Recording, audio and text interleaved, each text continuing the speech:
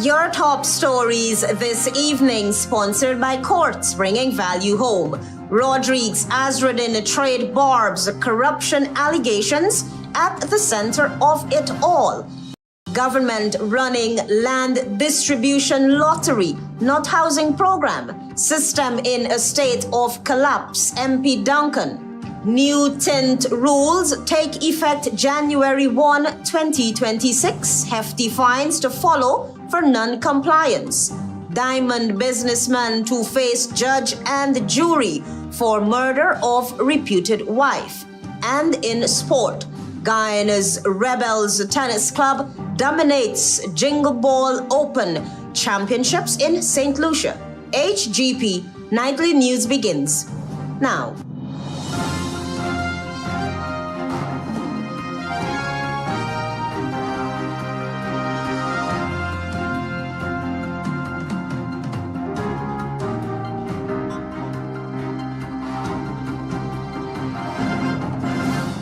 Good evening to our viewers here in Ghana and online. I'm ALETHEA Grant with the Tuesday 30th December 2025 edition of the HGP Nightly News. This is what we will tell you this evening. A war of words has erupted between Minister of Tourism Susan Rodrigues and leader of the We Invest in Nationhood Party, AZRUDDIN Mohammed, both accusing each other of corruption. Travis Chase opens tonight's broadcast. A public war of words has erupted between Susan Rodrigues, Minister of Tourism, Industry and Commerce, and AZRUDDIN Mohammed, leader of the We Invest in Nationhood Party, following allegations of corruption and counterclaims from both sides. Mohammed has accused the former housing minister of amassing wealth while thousands of Guyanese have been forced to wait years for house lots, questioning the ownership and timing of certain properties and alleging failures in asset declaration to the Integrity Commission. In response, Minister Rodrigues rejected the accusations, insisting that her assets were lawfully acquired through private transactions, not state allocations, and that her interests have been properly declared. She also accused Mohammed and members of his family of attempting to deflect attention from serious international allegations against them, including sanctions-related matters. Mohammed, in a subsequent statement, doubled down on his claims, alleging that the minister has not provided satisfactory explanations and accusing the governing People's Progressive Party Civic of engaging in deflection rather than addressing corruption concerns. He further alleged personal and financial ties between himself and the minister prior to her appointment to cabinet, claims the minister has not addressed directly. The exchange comes amid heightened political tension following the September 1, 2025 general and regional elections, which the Ghana Elections Commission has declared the PPPC won, while WIN continues to position itself as a growing opposition force. Neither side has indicated whether the matter will be pursued through legal channels. Travis Chase, HGP Nightly News. Member of Parliament Vince Roy Jordan believes the Blackbush polder flooding, which resulted in farmers losing millions of dollars worth of agriculture, could have been prevented. Here is more from Marvin Cato. An allocation is a debt and not an asset until you have your keys in hand. That was a Partnership for National Unity APNU's Member of Parliament, Sherrod Duncan, criticizing the Minister of Housing after he delivered what appeared to be his year-end report. Duncan believes that the figures provided for the last 5 years shows that the government is running a land distribution lottery, not a housing program. 53% of people who receive allocations cannot go to the bank to bill. That should serve as an indictment on any sitting government. Duncan said 53,000 lots were given out. However, only 25,000 titles were issued.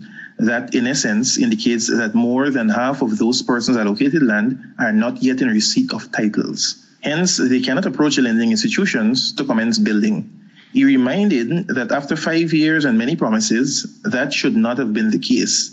He said, in essence, the government has handed out paper but has withheld the power for people to build. To date, only 4,000 homes were built during that period, Duncan said. This is the treadmill of failure. The line is longer today for applicants than when the government took over. Let that sink in. That is not success. The MP is of the view that this crisis has only worsened with the lack of government support and a proper program in getting houses to the citizenry and not just land allocations. He is imploring the government to ensure that housing policy is measured by outcomes, keys in hand, and not letters in file. Marvin Cato reporting for HGP Nightly News. Motorists will have to rethink how dark their vehicle windows are as new tint regulations take effect from January 1, 2026. Home Affairs Minister Onij Waldron has announced revised vehicle tint rules aimed at improving visibility, road safety, and law enforcement effectiveness. Under the new regulations, no tint will be allowed on the front windscreen, except for a visor strip measuring no more than 6 inches from the top. Front side windows must allow at least 25% visible light transmission, while the rear window and rear windscreen must allow no less than 20%. Vehicles operated by the President, Prime Minister, designated senior officials, and security agencies, including the Guyana Police Force, Defense Force, Fire Service, and Prison Service, will be exempted. Exemptions also apply to emergency vehicles, diplomatic missions, and licensed private security companies. Individuals with certified medical conditions and businesses involved in high-risk or security-sensitive operations may apply for special approval. The minister explained that all exemption requests must go through a prescribed application system supported by medical certification where required and will be recorded in the National Digital Tint Registry. Non-compliance, according to the minister, will attract fines of up to $30,000 for drivers and tinting businesses found in breach of the law. Minister Waldron said the penalties are designed to encourage compliance, not create hardship, but warned that fines could increase if violations persist. To ease the transition, the government has announced a 3-month amnesty period from the start of the regulations. During this time, police will set up voluntary tint testing sites nationwide, allowing motorists to adjust their vehicles without penalty. The government says enforcement will be closely monitored and further adjustments will be made if necessary. Travis Chase, HGP Nightly News. Join us after the break. We have more news for you. I'm sorry. I couldn't take any more of your gaslighting. Just go. I got burned too many times. I went to Quartz and found myself a new flame. Say goodbye to your old appliances and hello to new ones from Quartz, bringing Christmas home. Welcome to SNL Electrical Inc., where lighting and electrical needs are met with expertise and style. From the latest in electrical lamps to durable cables, circuit breakers, panels, we have it all. Illuminate your space with our elegant chandeliers, stunning crystal lights, and versatile pole lights. Looking to upgrade your comfort? Explore top-of-the-line AC units and our diverse selections of stylish styles. Visit us at 170-180 Thomas Street, Kitty, Georgetown. Discover a solution that not only lights up your world but transforms it. Call us on telephone number 226-3018 or 223-1634.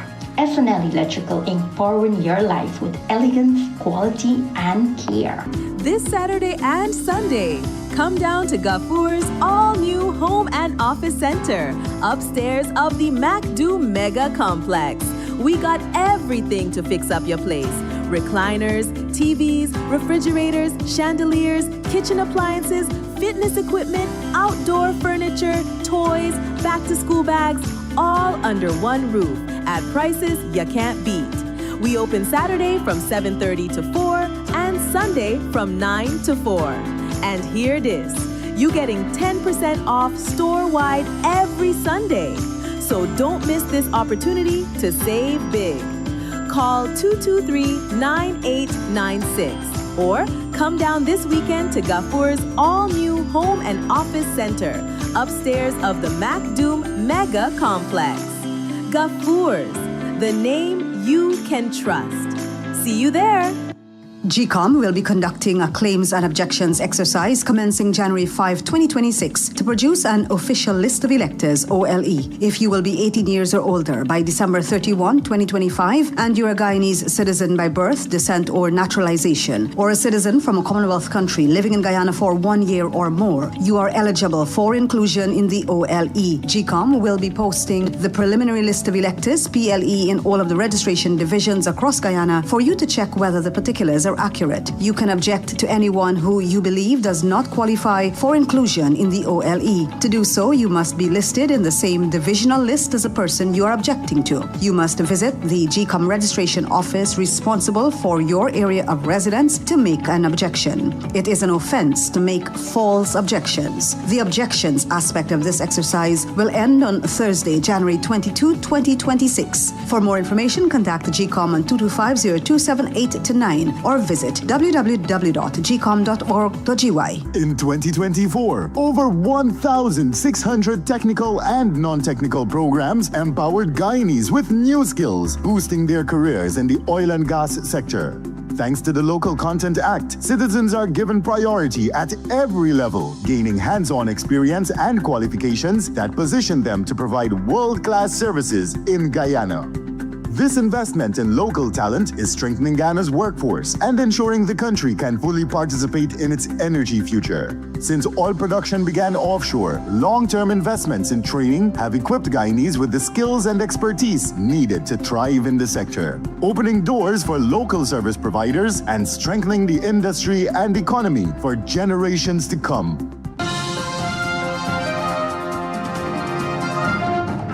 Welcome back with the HGP Nightly News. Given the rapid transformation in Guyana's economy, Dr. Terence Campbell, parliamentary lead of a Partnership for National Unity, says the touted 300 megawatts gas-to-energy project cannot substitute the systemic failures regarding stable power supply from the local grid. Antonio Day has been following that story. If we are going to truly industrialize this economy, a lot more power is needed. Power in the range of maybe 400 megawatt if we wanted to get an aluminum plant. So having recognized that the initial plant that they put down for 300 megawatt was really not going to lead to a significant diversification. That was Dr. Terence Campbell, parliamentary lead of the Partnership for National Unity, speaking to the issue of electricity demand in Guyana. The government is working closely with contractor Linseca to ensure that the 300 megawatt gas energy project is completed for startup in mid-2026. The state also awarded $159 million contract to Kalpataru Projects International Limited to establish transmission lines and substations. Despite these investments in such a project, Dr. Campbell says that Guyanese are still faced with constant power outages on a daily basis. He added that the government continues to put the cart before the horse. They recognized, based on the experience with the gas energy plant, the high stabilization costs, the delays that have led to a lawsuit by Linseca, that the Wales location was the wrong location for that whole project in the first place. Petroleum engineer Dr. Vincent Adams, during an exclusive interview with Nightly News via telephone, said that the gas energy project would not be successful since the government started off on the wrong path. You have to monitor, you have to measure the work. We do not have a clue. There's nobody that I know of in Guyana who knows how to measure work. He spoke to the project lacking a feasibility study, compounded with poor management. We only know that we have a problem when all the money is already spent. That's exactly what's happening here. Dr. Adams concluded that effective project management is crucial with projects of this magnitude to ensure that they are completed in a timely manner, within budget, and to the required quality standards. Antonio, reporting for the HGP Nightly News. Meanwhile, Member of Parliament Sherrod Duncan on Monday reminded that all that glitters is not gold, as he responded to Minister of Housing's recent update on the sector. According to Duncan, data confirms a collapsing housing system. Marvin Cato reports. An allocation is a debt and not an asset until you have your keys in hand. That was a Partnership for National Unity APN News Member of Parliament, Sherrod Duncan, criticizing the Minister of Housing after he delivered what appeared to be his year-end report. Duncan believes that the figures provided for the last 5 years shows that the government is running a land distribution lottery, not a housing program. 53% of people who receive allocations cannot go to the bank to build. That should serve as an indictment on any sitting government. Duncan said 53,000 lots were given out. However, only 25,000 titles were issued. That, in essence, indicates that more than half of those persons allocated land are not yet in receipt of titles. Hence, they cannot approach the lending institutions to commence building. He reminded that after 5 years and many promises, that should not have been the case. He said, in essence, the government has handed out paper but has withheld the power for people to build. To date, only 4,000 homes were built during that period, Duncan said. This is the treadmill of failure. The line is longer today for applicants than when the government took over. Let that sink in. That is not success. The MP is of the view that this crisis has only worsened with the lack of government support and a proper program in getting houses to the citizenry and not just land allocations. He is imploring the government to ensure that housing policy is measured by outcomes, keys in hand, and not letters in file. Marvin Cato reporting for HGP Nightly News. Antonio Day now tells us that vendors plying their trade in the Perico market have finally relocated to the designated space on the market's tarmac. We had an agreement that the vendors would move into the market on or before midnight of the 29th, and I think we're a couple hours away from midnight, and everybody has voluntarily moved or are in the process of moving. Breaking their stalls voluntarily. There is no forcible breaking here. That was Minister of Local Government and Regional Development, Priya Manichan, providing updates on the relocated Perico market vendors. The subject minister informed that the vendors are settling into their newly designated space on the market's tarmac. The aim of this relocation is to reduce congestion along the roadways, improve traffic flow, enhance public safety, and create a more organized and accessible trading environment for both the vendors and their customers. This just is a model for how we can take this forward to every market and every area where we cooperate. Government, market committees, vendors cooperate to bring some order to our Guyana. Minister Manichan, who visited the market on Monday night, observed the relocation process and expressed her satisfaction with the high level of collaboration and cooperation demonstrated by the vendors. She pointed out that while the incomes of vendors must never be impacted, the conduct of business must also be standardized. People get to make a living, but it's not unsafe for them as they make a living, nor does it obstruct other people and become a nuisance to other people. The subject minister added that as of December 30, 2025, selling along the roadway will be prohibited. She said that any new vending practices will result in consequences. Antonio De reporting for the HGP Nightly News. We have more news for you on the other side of the break. Stay with us. Planning a cleanup? We can help. Sevon's Waste Management skip bins can be provided for home renovation projects, yard cleanup, or construction project. It's simple. Step 1, give us a call. Step 2, we put down the bin. Step 3, load it up with all of your junk. Step 4, we take it away. That's simple. Bins are also available in various sizes, so there is no job that is too big or too small. Call Sevon's Waste Management today at 218-1455. It's the most wonderful time of the year, and we're celebrating with big savings on smartphones, starting as low as $16,500 for the Samsung A06 and $26,500 for the Samsung A16 and $40,500 for the A26. But wait, there's more. Get 1 month free data with your new phone to keep you close to loved ones near and far. Offer available while stocks last. Visit a Digicel store today and unwrap the gift of real connections. Digicel.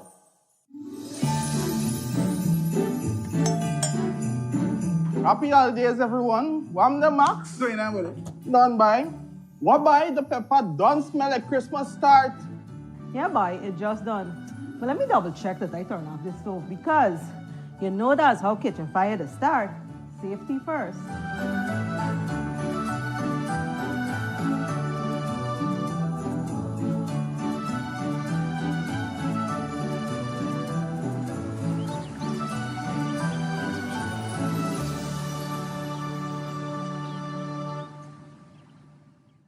I'm sorry. I couldn't take any more of your gaslighting. Just go.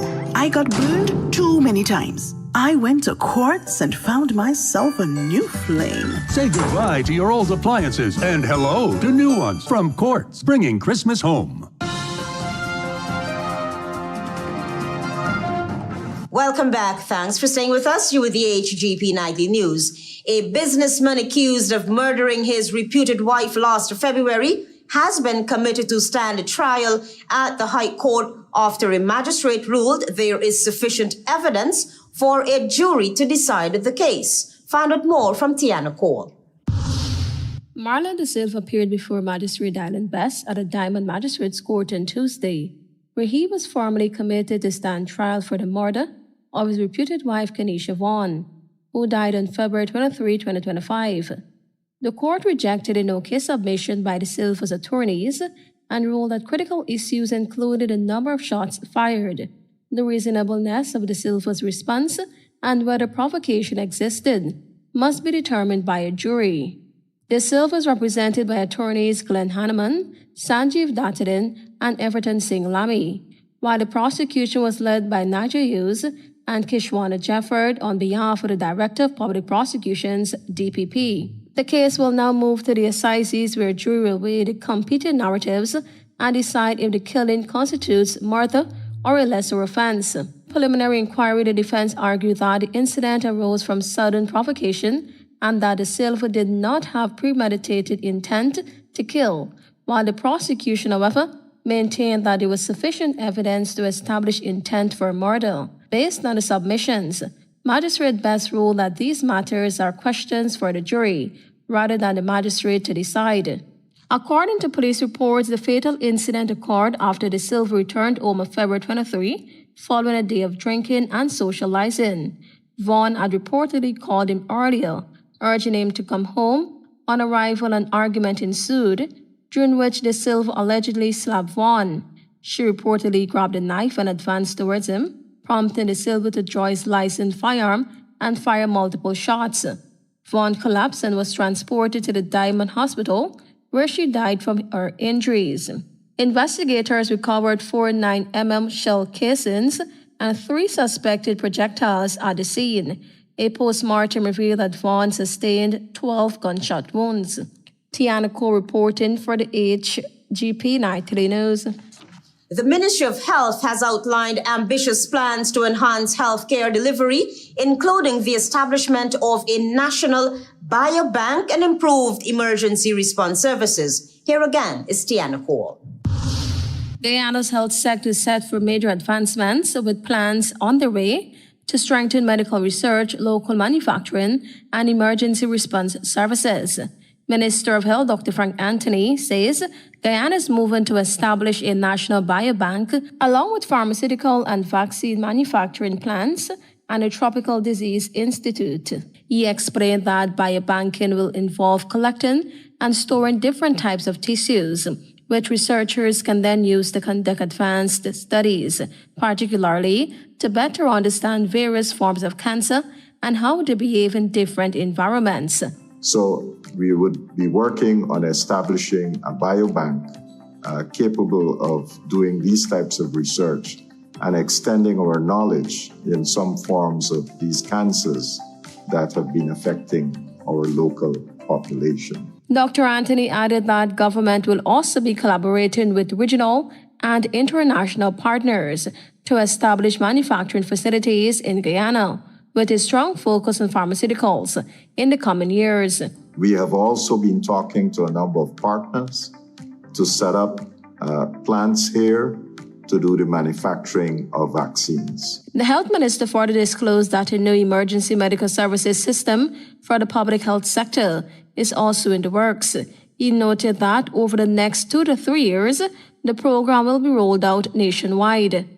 We'll be standardizing the types of ambulances that we are using. Apart from standardization of the ambulance, we'll be training EMTs, emergency medical technicians at various levels, level 1, level 2, level 3, so that they can provide services while transporting the patient. Dr. Anthony added that all ambulances will be strategically pre-positioned to improve response times across the country. While we do land-based ambulances, we are also going to explore the use of water ambulances and also Medivacs. And all of this would be in one integrated system. He noted that elements of the system will be introduced as early as next year, and over the following years, it will be fully developed and managed by a semi-autonomous authority. Tiana Co reporting for the HGP Nightly News. Stay tuned for regional news.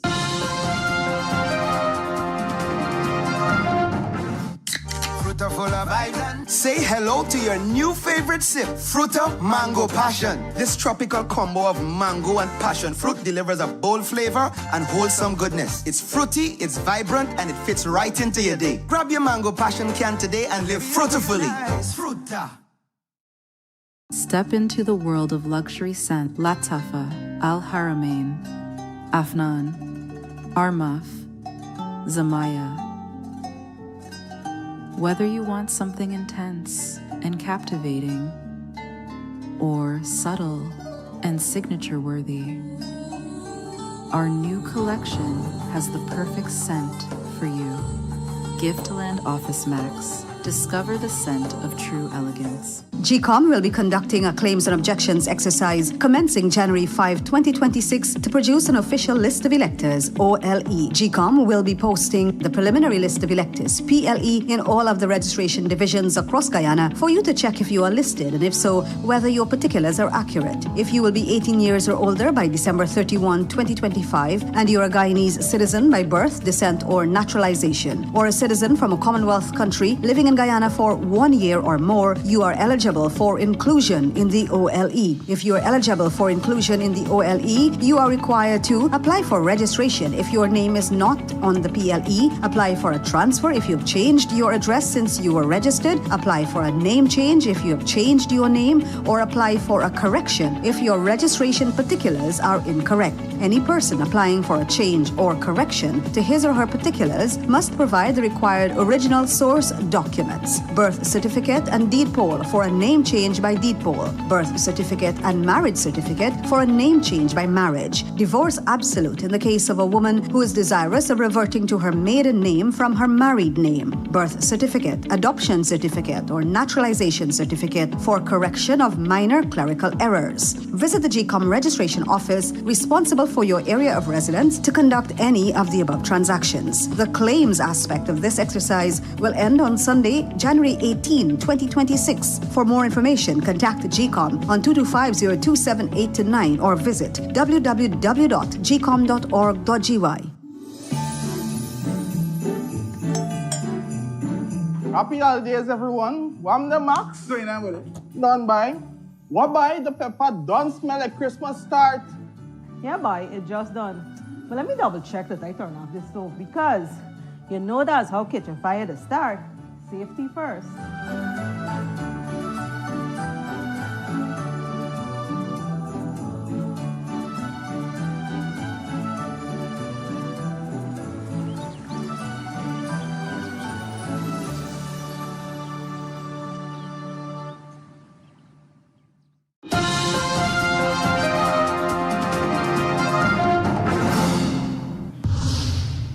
Good evening and welcome to Tuesday's edition of the Regional News. I'm Antonio D.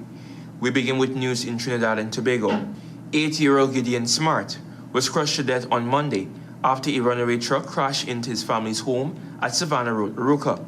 Homeowner Martin Gardner and his neighbors ran out of their houses around 3 p.m.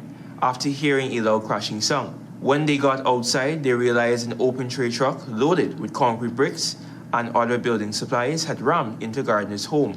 However, Gardner soon heard the faint cries of Smart, his stepson, trapped beneath the wreckage.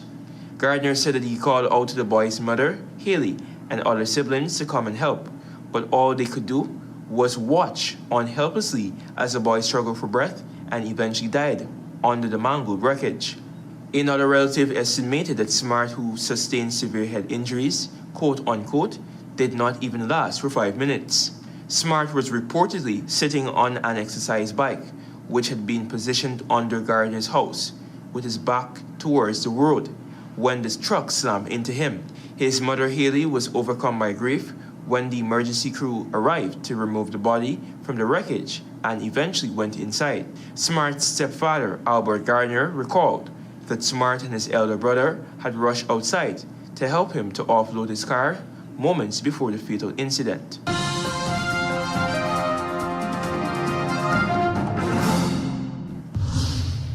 Over to news in Jamaica. A 41-year-old security guard had been charged over the seizure of a firearm during a police operation in Zadie Gardens, St. Andrew on December 26. The accused, Kevin Smith, from Seaview Gardens in St. Andrew, is charged with possession of a prohibited weapon, unauthorized possession of ammunition, and unauthorized use of blue lights. The police say that he was observed driving a red Kia Seltos SUV equipped with flashing blue lights around 11:30 p.m., a police statement said. Police signaled him to stop and he complied. Upon exiting the vehicle, officers reportedly noticed bulges on both sides of his waist. A search revealed a Taurus G2C firearm with an attached magazine containing 4 rounds and a Glock magazine holding 1 .40 caliber cartridge, the statement said.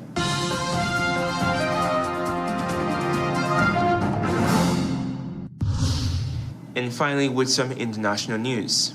China fired rockets into waters of Taiwan on Tuesday, and it showcased new assault ships and dismissed prospects of the United States and Allied intervention to block any future attack by Beijing to take control of the island in its most extensive warred games to date. As part of drills rehearsing a blockade, China's Eastern Theater Command conducted 10 hours of live fire exercises, launching rockets into waters to the north and south of the democratically governed island. That has brought us to the end of Tuesday's edition of the Regional News. I'm Antonio Day. Have an enjoyable rest of the Christmas season. Goodbye for now.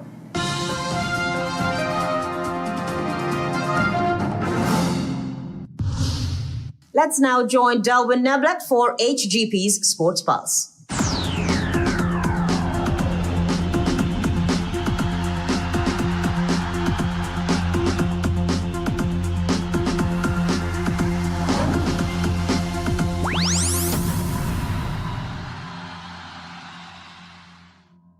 Good evening, and I'm Delwyn Neblett with your HGP TV Sports Pulse for today, Tuesday, December 30th, 2025. We begin tonight with chess. FIDE Master Roll Alicock secured victory in the Guyana Chess Federation end-of-year rapid tournament, while Kyle Couchman emerged as champion in the Blitz competition held at the School of the Nations in Georgetown over the weekend. Woman candidate Master Aditi Joshi claimed the Best Female Award in both events. Alicock finished unbeaten in the 7-round rapid tournament with 6.5 points, drawing only with Kyle Couchman, who placed second on 5.5 points.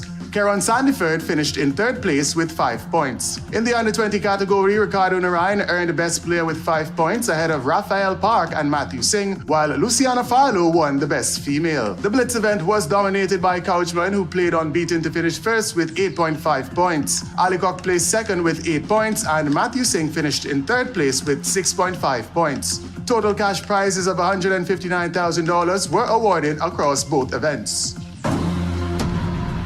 Moving into football, in a major step forward for women's football in Guyana, the president of the Women's Football Association, Mrs. Andrea Johnson, recently represented Guyana at the inaugural FIFA Women's Football Development Committee meeting in Doha, Qatar. Mrs. Johnson, who continues to play a key role within the Guyana Football Federation, was recently appointed to serve on the FIFA Women's Football Development Committee until 2029, thus ensuring Guyana's representation in global decisions affecting the women's football domestically. More in football, action continued in the 2025 Ghana Football Federation Super 16 Cup with semi-final fixtures at the National Training Center in Providence on Monday. In match number 1, Western Tigers FC prevailed over the Ghana Defence Force FC on penalties after playing to a 1-1 draw at the end of regulation and extra time. Kevon Woodley of Western Tigers and Eon Duka of GDF each scored once before Western Tigers secured a 5-4 victory in the penalty shootout. In match number 2, Slingers FC in almost identical fashion secured a victory over the Ghana Police Force FC on penalties after playing to a 1-1 draw at the end of regulation and extra time. Police's Naron Barrow and Slingers FC's Kamar Beckford each scored once before Slingers secured a 3-2 victory in the penalty shootout. The Ghana Football Federation Super 16 Cup is set to conclude with the final 2 fixtures on Thursday, January 1st, 2026. Still in football, action continued in the Upper Demerara Football Association Banks DIH Christmas Futsal Championship with semi-final fixtures at the Retrieve Hard Court in Linden on Sunday. In match number 1, Botafogo advanced to the final after commanding 7-3 victory over Blueberry Hill United. Rondell Arthur, Raydell Arthur and Shaka Lewis each scored once in a losing effort as both Donovan Francis and Malachi Todd netted brilliant doubles, while Jamal Haynes, Shane Haynes and Caesar each scored once in the final clinching victory. Match number 2 was a hard-fought 3-2 victory for Capital FC over Top 20 on the back of goals from Devontae Tappin, Emmanuel Atkins and Orlando Thorman. Ryan Arthur produced both goals for Top 20 in a losing effort. Tournament action is set to conclude with 2 fixtures at the Retrieve Hard Court in Linden on Thursday, January 1st, 2026. And finally in tennis, Ghana's Rebel Tennis Club delivered a dominant showing at the Jingle Ball Open in St. Lucia, where a 19-player squad captured titles across multiple categories during the 4-day tournament held at the National Racquet Center. Led by head coach Andre Erskine, the team excelled at both senior and junior levels. Gerald Scotland headlined the performance by winning the men's open singles title and later partnering with Denzel Luthers to claim the men's open doubles crown. Strong youth results included an all-Rebel Boys Under-14 final won by Joshua Culpepper over Christian Pompey, along with multiple victories in the Orange Ball and Red Ball divisions. Kalia Luke and Olufemi Coffey secured Orange Ball titles, while Chloe Andrews, Kelly Doris, Brielle Paul, and Rahul Narayan contributed to a sweep of titles in several Red Ball and medley events. That's it for this edition of the HGP TV Sports Pulse. I'm Delwyn Neblett reminding you to stay in the game. Rodrigues, AZRUDDIN, trade barbs, corruption allegations at the center of it all. Government running land distribution lottery, not housing program. System in a state of collapse. MP Duncan. New TINT rules take effect January 1, 2026. Hefty fines to follow for non-compliance. Diamond businessman to face judge and jury for murder of reputed wife. And in sport, Guyana's Rebels Tennis Club dominates Jingle Ball Open Championships in St. Lucia. Those are our major headlines. For these stories and more, please go to our website. It's www.hgptv.com. I'm Aletha Grant. Thanks for watching.